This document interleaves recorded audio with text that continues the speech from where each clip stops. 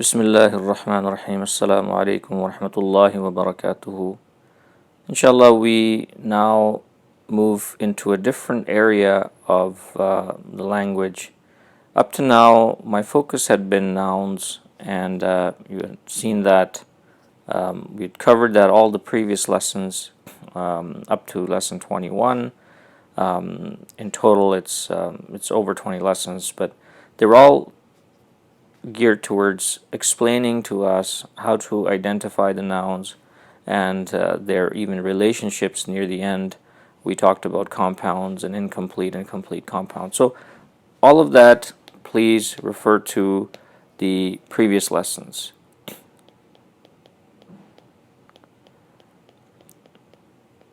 Now, I'd like to go into a different area, which is the area of particles.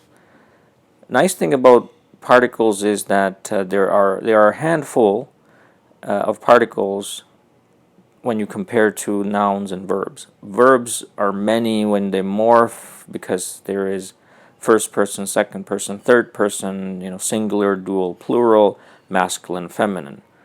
So you already get about 14 cases of one verb. Nouns, again, are many. You have singular, you have plural, and then you have many of them because they form the language and things with their names and whatnot. So those are two big chunks. But particles, like I said, are a few in number, but they help a lot in making sense of the language.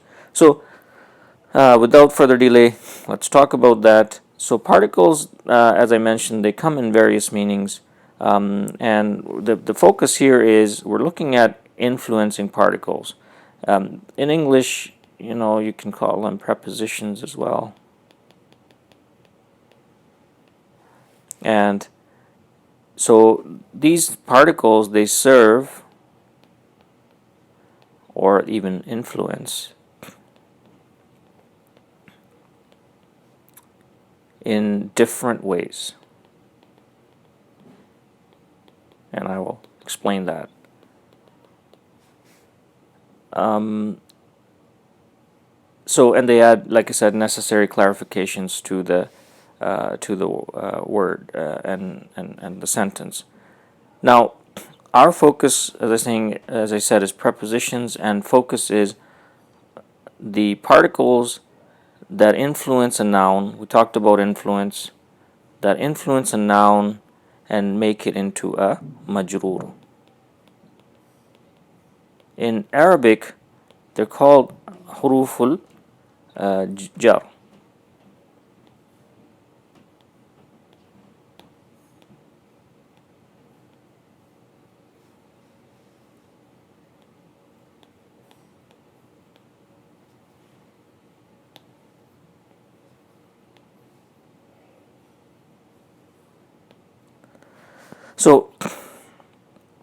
So basically, now one of the things that we want to do here is go through it, and once you look at these particles, you'll be able to, the application will become clear. So inshallah, let's continue on. I'm going to break them up into two areas, and I'll explain why.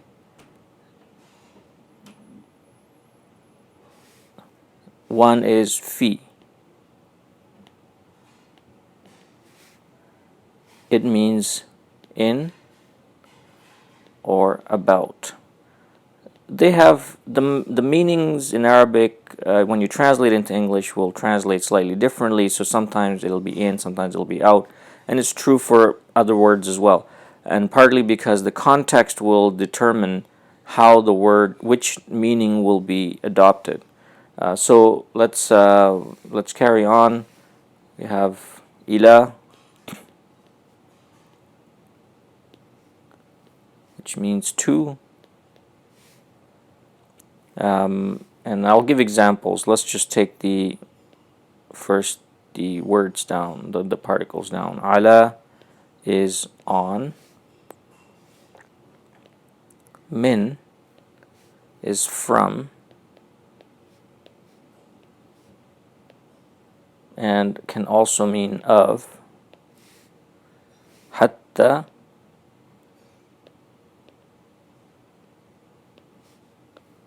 is, it means till or until. An is away from,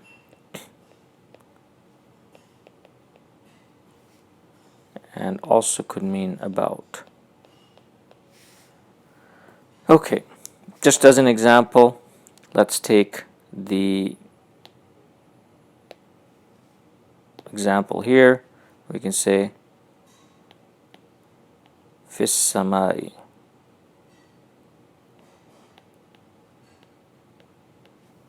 So that will mean in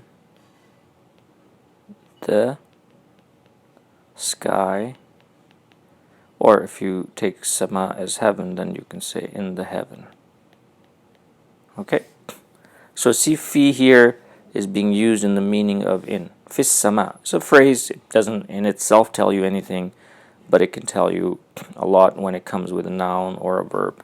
So fis sama, in the heaven. Now, to, you can see, for instance, if someone's talking, say ila al-Madina, so to the city. Won't write all the examples down because we'll have a dedicated lesson, and from here onwards I'll take the Quranic surahs and actually go through the examples, and we'll tackle the particles and even the verbs and the nouns that come our way. Ala, it means on. You can, as an example, you can say ala safarin, and it means on a journey.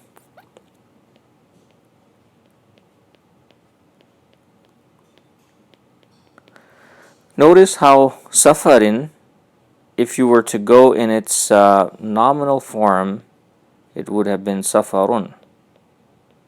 But because of ala, remember we said these are huruful jar or huruful jar. So they basically make the noun that comes after them into a majroor state. So ala safarin, right here, you can see that we got a jar and majroor state, and then fis samai, look at it. It should have been as-sama'u, but here with the fi it becomes fis samai. So that's the characteristics of these particles as well, that they give the noun a jar state. Now let's carry on to the other side. I want to go, and these are the same, they serve the same function, these particles, but they're slightly different, and I'll explain how. So one of them is li, just lam with a kasra or a zer, so it means to, could be for or of. Now the difference between these two is what? Fi is 2 letters on the right here. Ila is 2 letters. Ala is 2 letters. These are all 2-letter particles. And on the left here is I've got single letter particles. So the next one that comes is B. So when we say Bismillah, that ba in the beginning is actually a particle, and it means by or with, in. That's why we say in the name of Allah, Bismillah. So that's one practical example for you. The other one is wow, right? And it's going to come with the fatha was sama. So for instance, was sama'i dhatil buruj, it means by, it's for oath.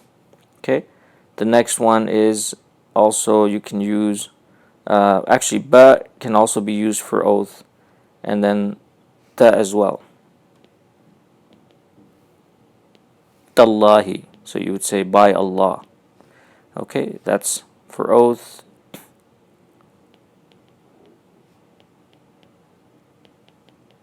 And in the Quran there's many examples, and in the language, ba is also used for oath. So this one also can be used for oath. Okay, now The next one we have is ka,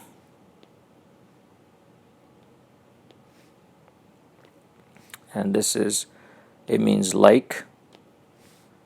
So when you are giving similitude or giving similarity of one thing to the other, you would say ka. Something is like something, and then so that's the start. These are not all of the particles. There's few more that come, but they're not that common in the Quran.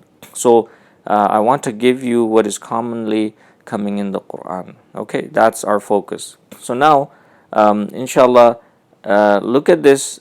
I'll explain more about, I'll do another lesson and explain more of the related concepts to this.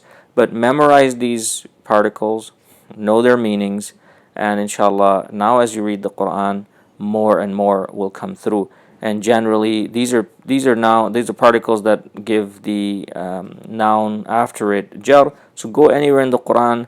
Now you can go find a particle and you see the noun next to it. So two things you would know that it's a noun, because there's a huruful jar coming before it, and it's going to make the noun majroor, and the noun will be in majroor state. So now your identification of nouns should become a little even better from what it was before. Before we were looking at definite and indefinite, and sometimes that doesn't complete the picture, and even looking for signs of femininity and signs of tanween. Now you've got a particle, two words coming together, so a particle and a noun, so you would know that this particle is influencing a noun.